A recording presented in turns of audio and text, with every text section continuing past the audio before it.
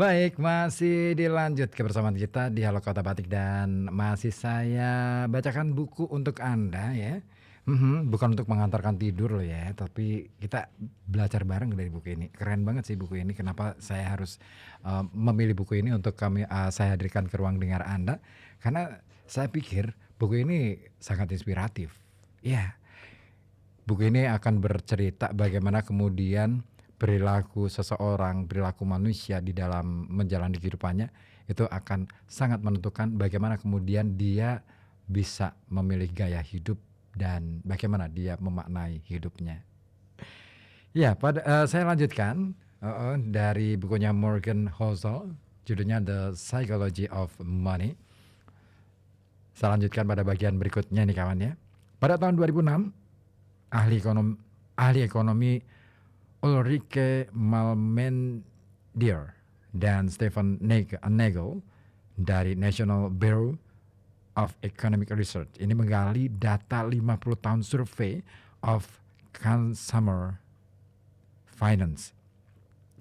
Kajian terperinci mengenai apa yang orang Amerika lakukan dengan uangnya.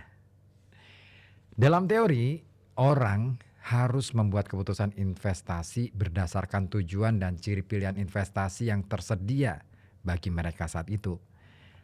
Namun bukan itu yang orang lakukan. Kedua ahli ekonomi ini menemukan bahwa keputusan investasi orang sepanjang hidup sangat terikat pengalaman para investor di generasinya, terutama pengalaman pada awal masa dewasa. Nah, jika Anda tumbuh dewasa ketika inflasi tinggi, Anda menginvestasikan lebih sedikit uang di obligasi dan lebih belakangan dalam hidup dibanding mereka yang tumbuh dewasa ketika inflasi rendah. Jika Anda kebetulan tumbuh dewasa ketika pasar saham kuat, Anda menginvestasikan lebih banyak uang Anda di saham sesudahnya dalam hidup dibanding mereka yang tumbuh dewasa ketika saham lesu. Para ahli ekonomi menulis, temuan kami memberikan kesan bahwa kesediaan investor individual menanggung risiko bergantung pada sejarah pribadi. Bahkan kecerdasan, pendidikan, atau kecanggihan, sekadar nasib kapan dan di mana Anda lahir. Financial Times mewawancarai Bill Gross, manajer obligasi terkenal pada tahun 2019.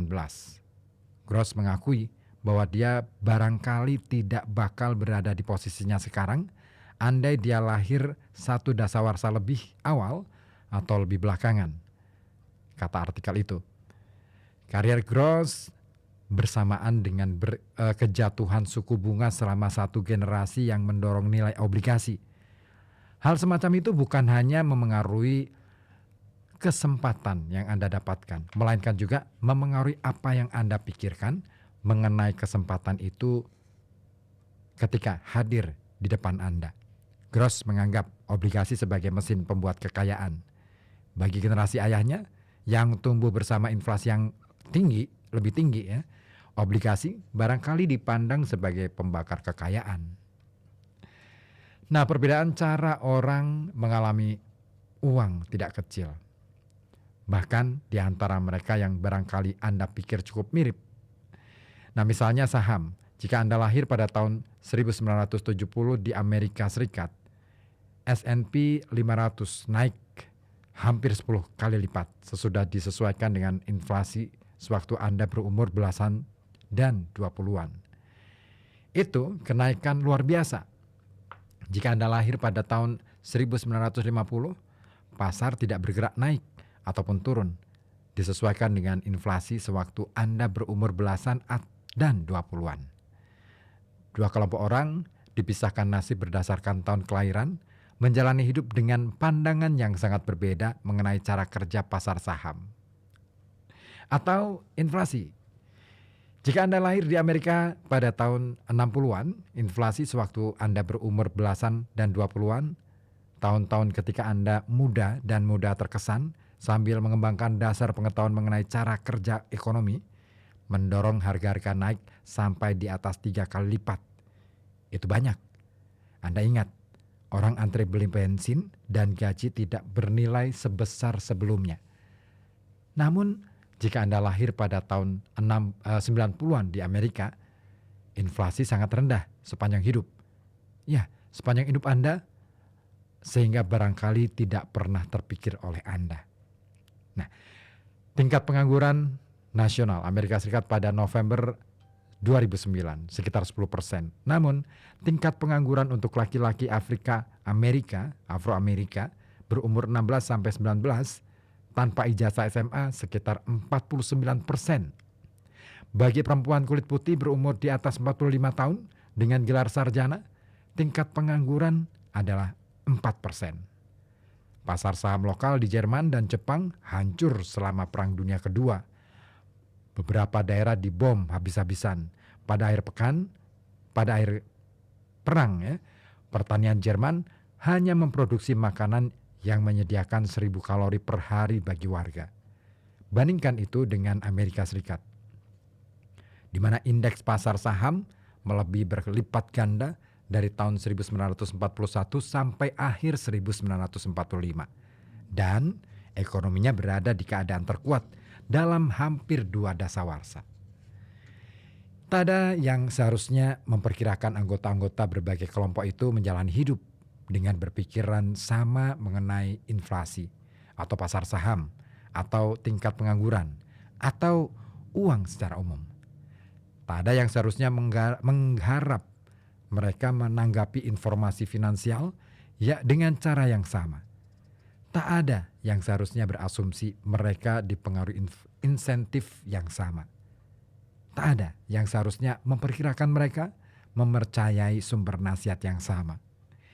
Tak ada yang seharusnya mengharap mereka bersepakat mengenai apa yang penting, apa yang layak, apa yang mungkin terjadi berikutnya, dan apa jalan terbaik ke depan. Pandangan mereka mengenai uang dibentuk di dunia yang berbeda-beda. Dan ketika itu terjadi, pandangan mengenai uang yang dianggap konyol oleh sekelompok orang bisa masuk akal untuk kelompok lain. Beberapa tahun lalu, The New York Times membuat artikel mengenai kondisi kerja di pabrik elektronik besar Foxconn di Taiwan. Kondisinya sering buruk. Wajar kalau pembaca marah. Namun, ada satu tanggapan menarik bagi artikel itu dari keponakan seorang pekerja Tiongkok yang menulis di bagian komentar. Tulisnya begini, "Bibi saya bekerja beberapa tahun di tempat yang orang Amerika sebut sweat shop." Maksudnya sweat shop ya. Dan pekerjaannya berat. Jam kerja panjang, gaji kecil, kondisi kerja buruk. Anda sekalian tahu apa yang bibi saya lakukan sebelum bekerja di salah satu pabrik itu. Dia menjadi pelacur. Bekerja di sweatshop itu lebih baik dibandingkan kehidupannya yang dulu menurut saya. Saya tahu bibi saya lebih memilih dieksploitasi bos kapitalis jahat demi beberapa dolar daripada tubuhnya dieksploitasi beberapa orang demi uang lebih sedikit lagi. Makanya saya kesal dengan pemikiran banyak orang Amerika. Kami tak punya kesempatan yang sama dengan orang Barat. Infrastruktur pemerintah kami beda. Negaranya beda. Ya, bekerja di pabrik itu berat. Bisakah lebih baik? Ya, tapi hanya kalau dibandingkan dengan pekerjaan di Amerika. Saya tak tahu bagaimana harus menanggapinya. Sebagian diri saya ingin membantah keras. Sebagian lain ingin memahami. Namun komentar itu adalah contoh bagaimana pengalaman yang beda bisa mengarah ke pandangan sangat berbeda dalam topik yang menurut satu pihak seharusnya hitam putih. Setiap keputusan yang dibuat orang dengan uang dibenarkan dengan menggunakan informasi yang mereka punya pada saat itu, yang dimasukkan ke model mental untuk mengenai cara kerja dunia. Orang bisa salah informasi atau mendapat informasi tidak lengkap atau tak jago matematika. Dibujuk pemasaran busuk, tak tahu apa yang dilakukan. Salah menilai konsekuensi tindakan. Banyak sekali. Namun, semua keputusan keuangan yang dibuat itu masuk akal bagi mereka pada waktu dibuat dan cocok dengan semua yang harus dicocokkan. Mereka bercerita kepada diri sendiri mengenai apa yang mereka lakukan, dengan mengapa mereka melakukannya, dan cerita itu dibentuk pengalaman unik mereka sendiri. Ambil contoh sederhana, tiket lotre. Orang Amerika menghabiskan lebih banyak uang untuk tiket lotre daripada gabungan film, permainan video, musik, acara olahraga, dan buku. Siapa yang beli tiket lotre? Sebagian besarnya adalah orang miskin. Rumah tangga berpendapatan terendah di Amerika Serikat rata-rata menghabiskan $412 per tahun untuk tiket lotre. 4 kali jumlah pengeluaran yang sama di kelompok berpendapatan tinggi. 40% orang Amerika tidak bisa menabung uang $400 untuk dana darurat. Artinya, mereka yang membeli tiket lotre sampai $400 biasanya adalah orang-orang yang berkata tidak bisa menabung uang $400 untuk dana darurat. Mereka membuang jaring pengaman untuk sesuatu yang peluang untung besarnya 1 per jutaan. Itu tampak gila bagi saya. Itu barangkali tampak gila bagi Anda juga. Namun, saya tidak berada di kelompok berpendapatan rendah. Anda juga mungkin tidak. Jadi banyak di antara kita yang sukar menangkap secara intuitif penalaran bawah sadar para pembeli tiket lotre berpendapatan rendah itu. Namun, kalau kita coba memahaminya, bayangkan sesuatu seperti ini. Kami coba dari gajian ke gajian. Kami hidup dari gajian ke gajian dan tidak ada yang tersisa untuk ditabung. Prospek gaji jauh lebih tinggi tampak di luar jangkauan. Kami tidak bisa melancong kalau liburan, tidak bisa beli mobil baru, tidak bisa ambil asuransi kesehatan, tidak bisa beli rumah di lingkungan aman.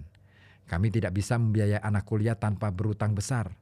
Sebagian besar hal yang sudah dipunyai atau bisa dipunyai. Anda yang baca buku keuangan, kami tidak punya.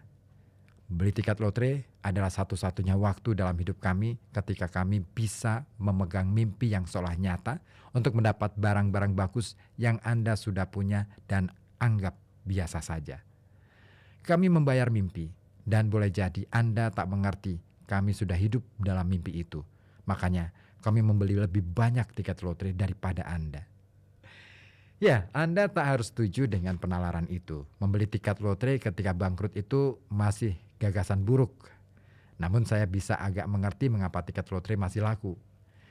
Dan gagasan itu, apa yang Anda lakukan tampak gila, tapi saya agak mengerti mengapa Anda melakukannya.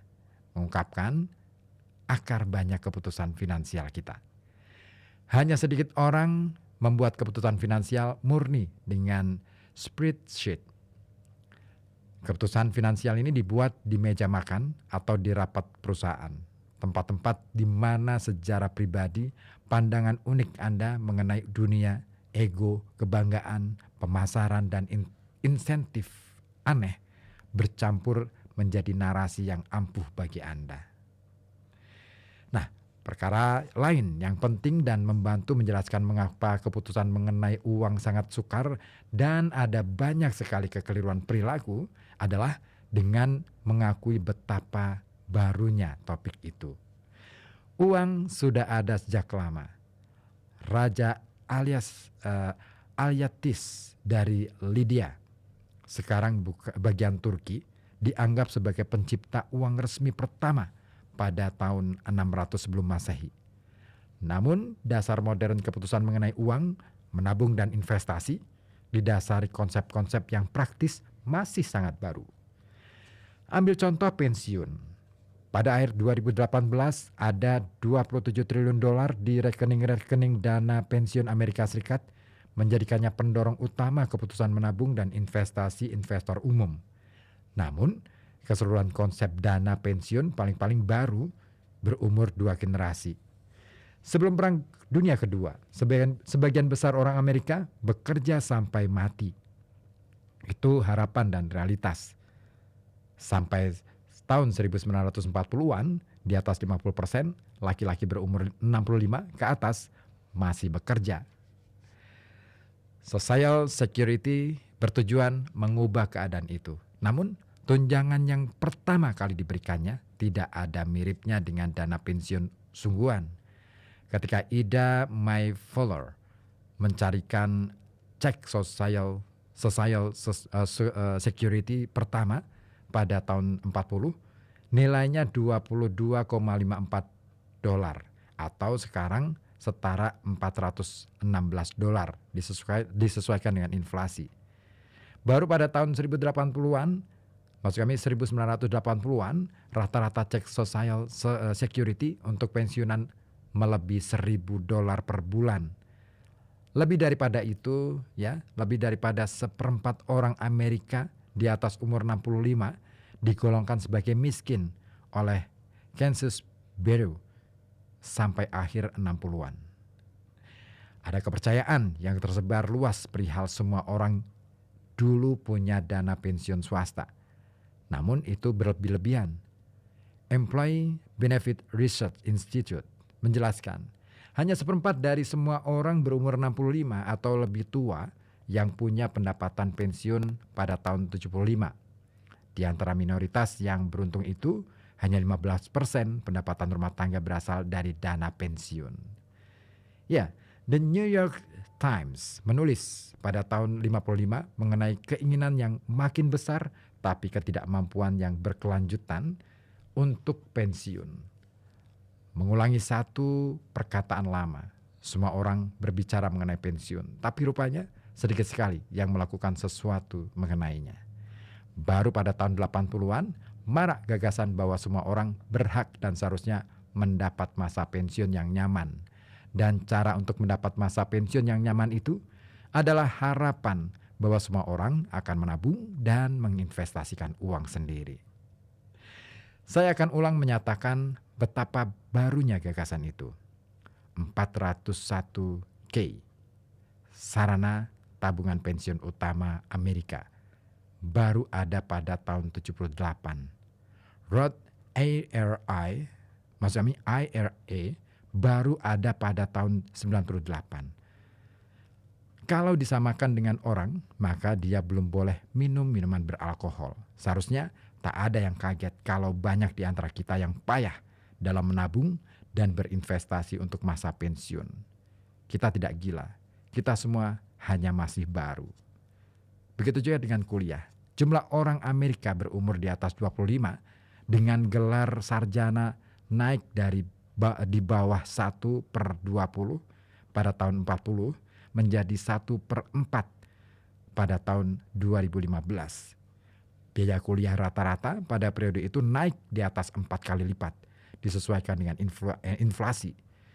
Sesuatu yang begitu besar dan begitu penting menerpa masyarakat begitu cepat, dan itu menjelaskan mengapa misalnya banyak sekali orang membuat keputusan buruk dengan pinjaman uang, terutama pinjaman uang kuliah mahasiswa dalam 20 tahun terakhir.